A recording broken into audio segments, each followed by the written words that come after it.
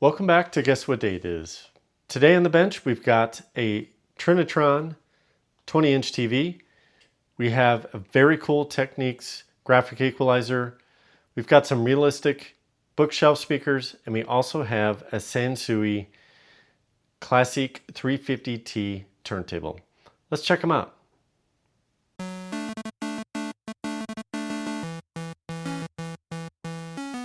So we have a special treat. They have a Sony Trinitron TV. So this is a 20-inch. It's in pretty good shape.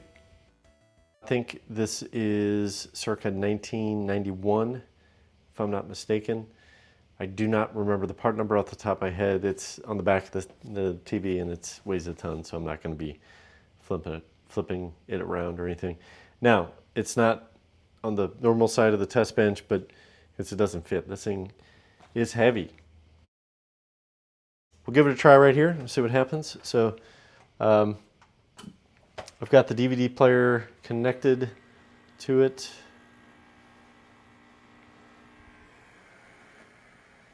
Let's see. DVD player works. Let's see if I can get the right remote.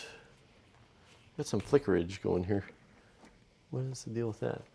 I kind of have everything stretched.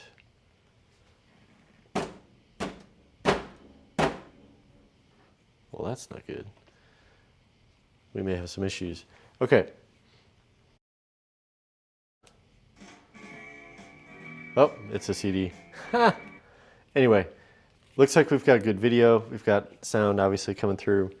Let's try some video input, some RF input.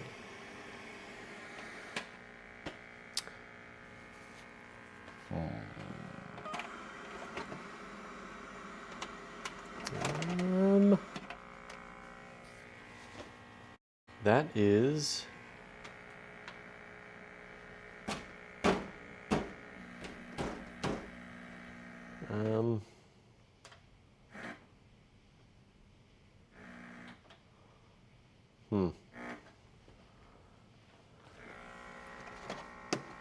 Let's switch it to channel 2.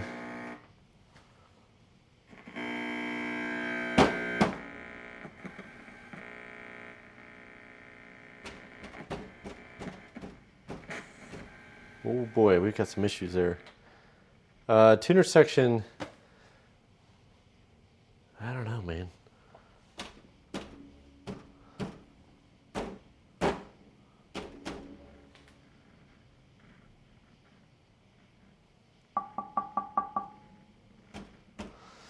Looks like we got some issues there. We'll pull the apart, see if you have some loose solder joints or something like that in there, and get a look at it. Something else, this little thing is kind of broken. I'm not sure. It's one of those click in, click out kind of things, and that's clearly not working. So we'll definitely check this one out and see what happens. So definitely a good place to start. We got a good tube. We might have some weak capacitors or something going on there. So we'll pull her apart and see what happens, but definitely a good place to start. So we got a special treat on the bench. Got a SH-8044 from Technics, stereo graphic equalizer. 1985, I'll tell you what, there's nothing cooler than a graphic equalizer with a bunch of red LEDs on the sliders and the real-time spectrum analyzer. This thing's a well-built machine. It's quite heavy. Let's try it out and see what happens.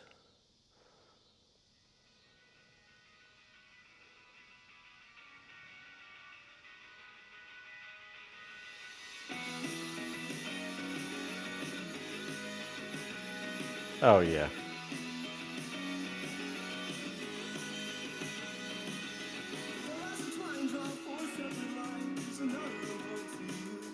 Everything looks like it's reading correctly. We can take the graphic equalizer out of it and just have flat response. Sounds like we're kind of dropping the right speaker with that.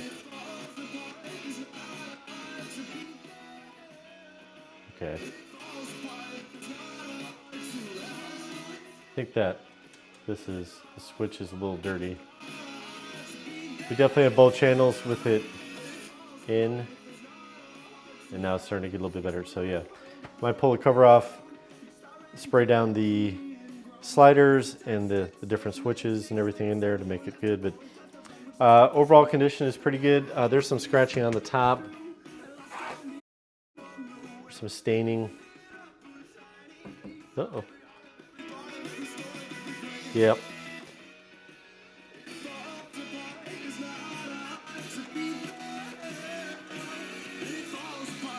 Kind of dropping that right speaker out with.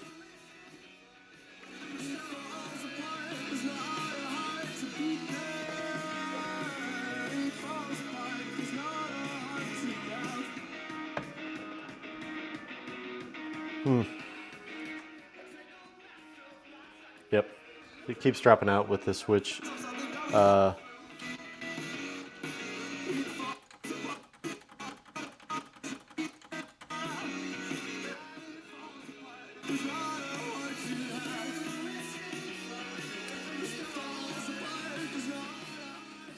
I would imagine that switch has never been turned off, or very rarely turned off. If you're going to put this in your stereo system, chances are it's going to be running all the time. So yeah, we're going to clean her up, use some deoxit on all the sliders and all the switches, and put this out. Yeah, we're still got a little feedback there. Okay, we'll dive into it. We'll clean it, and then we'll come back and see how we're doing. All right, it is cleaned. I'm pretty sure that getting some deoxit in this equalizer switch is going to cure our problem. Let's see what we got.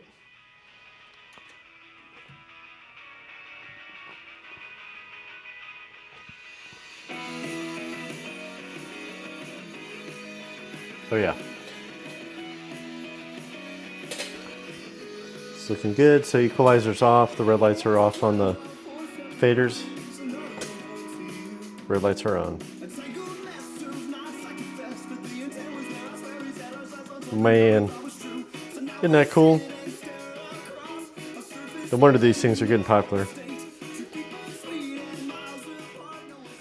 All right, that one's good to go. Next we have a pair of realistic speakers. Catalog number is 40-255B. They are wooden cabinets. It appears to be a veneer. The grains are the grain is pretty evident there. It's not a vinyl wrap or anything like that. They are surprisingly light. They're kind of cheesy. It doesn't look like this speaker grill can come off. It's a horn tweeter. I believe that's about probably a 4.5 inch tweeter or woofer, maybe a little bit more. So nothing spectacular. It's probably going to sound better than my little Sony test speakers, but yeah, we'll give it a try, see what happens here.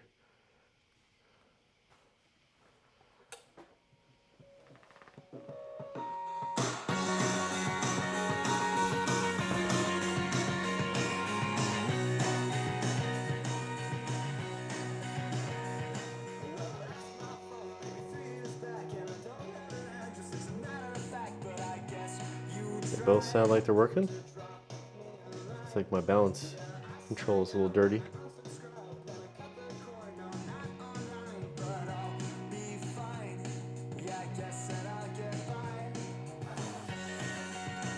They're not terrible.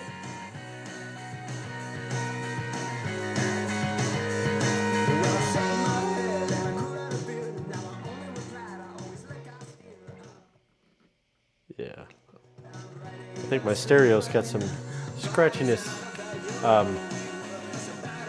So yeah, they're not too bad.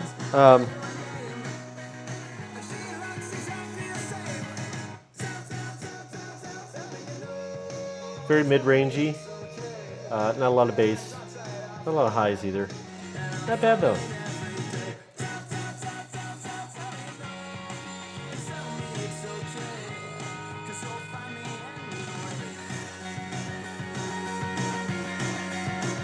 Pretty clear. Just really cheesy looking. So.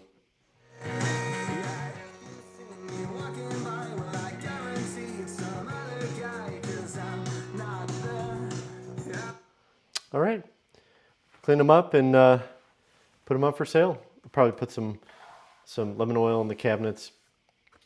Let it soak in for a little bit, and yeah, it'll be a nice little speaker to pair with some of the stereos we have on the floor. So, all right, there you have it. Next on the bench, we've got a Sansui Classique 350T. I can tell you right away that I don't think this is going to be a successful test. So this is a belt-driven turntable, and I have a feeling that the belt is kaput. I see the belt. You see the belt? It is not much of a belt anymore. So, not a big deal. That's something that we can get taken care of, but for the meantime, I'm going to have to do a little research and see if I can find a belt for this guy and then do some further testing. So, that was easy. So we got the belt installed. Everything seems to be working. I got it all cleaned up. This thing was pretty filthy. Turned out pretty nice.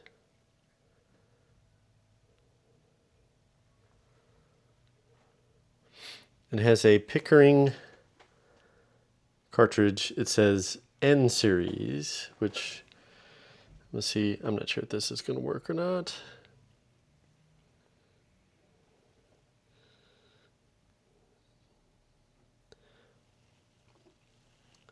I don't know exactly what that means. I didn't find a whole lot on there.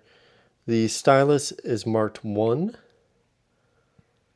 appears to be like a V15 series or something like that. Does sound pretty good. So let's go ahead and give her a try.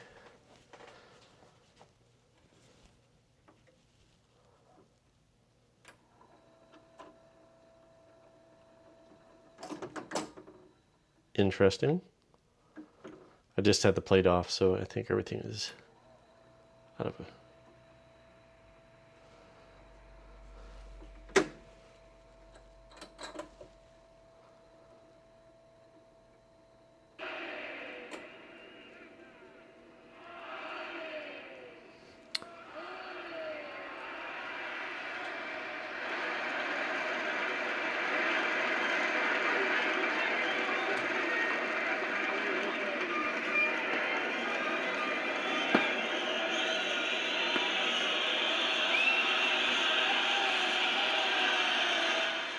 This is a sound effect record, which is great, so don't get a copyright strike.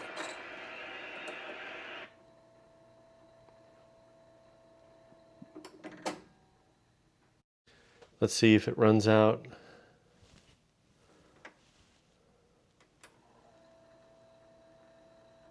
As it should.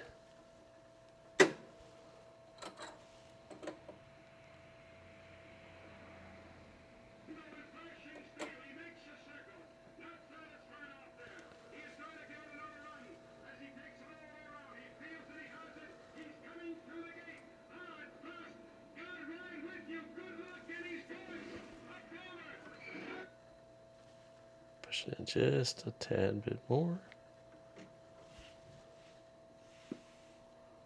There we go.